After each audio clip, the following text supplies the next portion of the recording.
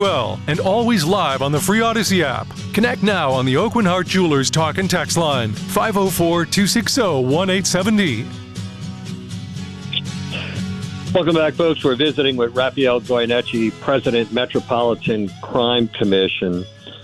Rafi, this next topic we're going to talk about electronic monitoring. You and I have talked about this issue a lot, and I love what you have put together here because it is emblematic of deploying technology, weaving it into an organization operationally, and yielding really huge results. Tell us about it. Right. So, you're right. We've been talking about this, and we've been talking about the fact that crime has been going down. And part of the reason that crime is going down, I believe, is because the police department has done a really good job of identifying who the perpetrators of crime are. And they're using technology to not only identify them, but to arrest them. As they're arrested and taken off the streets, they're no longer out on the streets to commit future crimes, which results in the lower crime rate. So we've talked about crime cameras and the important role that they play in Project NOLA and the fine work that they do. We talked about license plate readers and DNA and forensics work. But, one of the overlooked but really important tools that law enforcement is now utilizing on a regular basis is electronic monitoring. So electronic monitors have become an option that now are available to judges as one of the conditions of release when bail is being set. So the judge has the authority to set bail for every individual that is arrested. And one of the conditions that a judge has the option of doing is to order the offender, if they post bail, to wear an electronic monitor. That monitor basically removes the offender from being released on the honor system. And with that monitor, his or her whereabouts can be tracked on a real-time basis to make sure that that individual is complying with the conditions of their pretrial release. One of the fundamental tenets of pretrial release, in addition to any other conditions that a judge may impose, such as stay away from victims, go to work, go get treatment, that type of stuff, is not commit another crime. So what electronic monitoring is now, and how it's being harnessed by law enforcement, is the primary electronic monitoring in this area is ASAP. It's Assured Supervision Accountability Program. I think that you've had either Matt or Jill Dennis on. They're the owners of that company.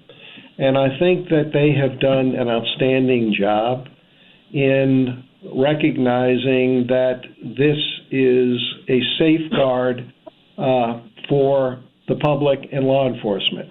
So those monitors track the geolocation of everyone wearing a monitor on a real-time basis. What ASAP has done is they have allowed law enforcement to access their database to determine if anyone wearing a monitor is at the scene of a crime when a crime is perpetrated, or if law enforcement is looking for someone wearing a monitor, they allow law enforcement to access their database to locate that individual. And as those individuals are identified as being at the scene of a crime when a crime is perpetrated, so every police department now geo-maps every major offense. So now they have the capabilities to see if anyone wearing an electronic monitor was at the scene of a major offense when that offense was perpetrated. If they get a hit, that's a lead for the police department. That isn't necessarily proof by itself that would allow for arrest. It just gives the detectives a starting point.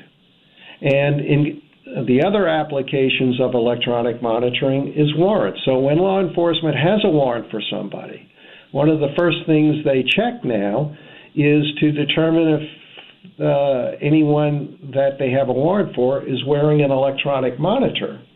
And if they do, the ASAP monitoring company allows law enforcement to access their data and locate that individual, and that leads to the success rate where the police and their federal partners and now the Louisiana State Police now have another tool that's available to them to solve crimes and more rapidly arrest the individuals that are responsible for those crimes. So that is something that I think is overlooked, and I wanted to talk about it today.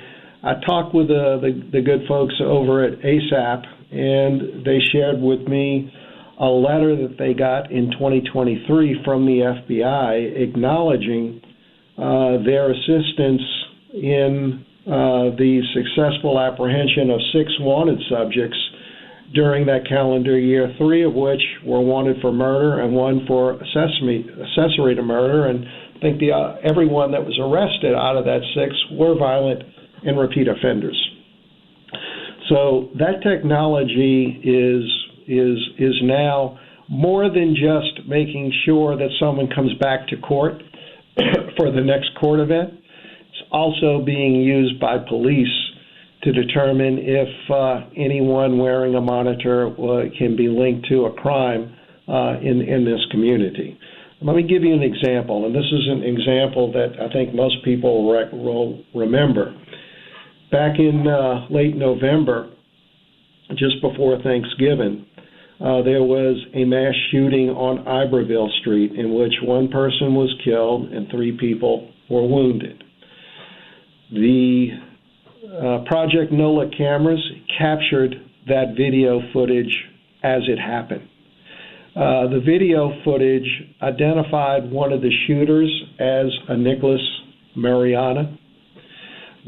So they knew Nicholas Mariana was linked to that shooting, but they didn't know where he was. But they quickly determined that Nicholas Mariana was wearing a monitor. And that allowed law enforcement, once they identified Mariana as one of the suspects in the shooting, the electronic monitoring led police to his location, and he was successfully arrested within an hour of the time that he was identified as the shooter. So that type of, technology resulted in, the rapid arrest of someone that was wanted for a mass shooting in this city. And there are a number of other examples as well of how electronic monitoring has aided the police department and now federal law enforcement. I just obtained some information that agencies like ATF and the FBI have been using that database to arrest violent and repeat weapons offenders, drug offenders, and we're seeing that happen routinely now. It's being accessed on a daily basis by investigators in the NOPD and the LSP and the U.S. Marshals Service and all the other federal agencies out there to identify individuals that may be responsible for some of the most serious crimes that are committed in this community. Rafi, the interesting thing about this is that it was the insistence of Matt and Jill Dennis bringing and highlighting the capabilities of this technology, because a lot of people didn't run and embrace this, right? And even today, we have some courts in the metro area that still are not embracing this technology. And when you stack what they do up and the way that they've weaved it operationally and made it open to law enforcement, and that's what I mean by that, and other things that they do, makes all the difference in the world. And, right. It's amazing that this company, I think they're doing work in juvenile court now, they ought to be doing it all, because all the others are not doing what these folks do. And they're not doing it to the extent that they're doing it. And they are personally responsible for making the city safer. And they were the ones, they would call me and say, I want to come on the show. We need to talk about this. This is what we can do. So we brought them on. You've talked to them. Others have talked to them. And finally, it looks like people are embracing this technology, and utilizing it in the appropriate fashion. Right. So I think, you're right. Jill and Matt Dennis have, they're not in this they're a private business. They have to make money off of it. But they're also doing it, I think, in a responsible manner. And they recognize that, the future of this industry depends on how this technology is actually being used. So some of the previous electronic monitoring vendors in this city weren't amenable to sharing the information with law enforcement. Matt and Jill recognize that, one of the premises of release is that you not commit a crime while you're on release. And they had no problem with allowing law enforcement to have access to their database. So Matt and Jill aren't even aware of, what investigators are actually investigating. They've given, police department and other agencies the ability to go in there, no questions asked, and make that determination. And I want to make this clear to the public, too, that while the information that is, provided to law enforcement may be helpful to law enforcement, that in and of itself is not going to necessarily be sufficient proof to arrest someone or convict someone. It's just providing a starting point for an individual in an investigation.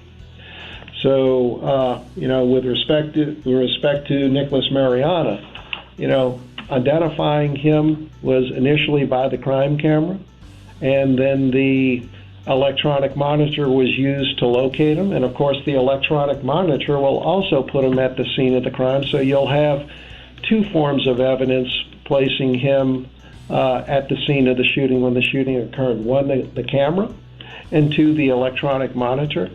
But, the prosecution is responsible for proving a case beyond a reasonable doubt. That's strong evidence.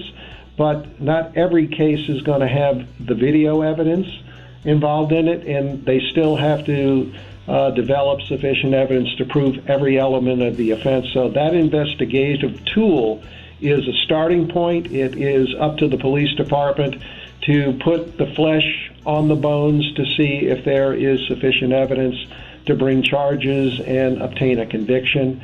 And I believe that a large part of the reason why we're seeing declines is technology like this. And we've talked about the other forms of technology, but not so much electronic monitoring. But I believe that they play a critical role in helping curb the crime that we've, been successfully reducing over the past 2 years. Well, you mentioned something earlier in the conversation that I want to make sure we repeat for the benefit of the listening audience. In the case of a wanted subject that you have a warrant for, and they have them on electronic monitor, they're sharing the data. Think of all the money saved by not having to go out and hit the streets looking for someone, where they've got this GPS location of that individual right then and there. In the end, if you have enough of those, this system pays for itself.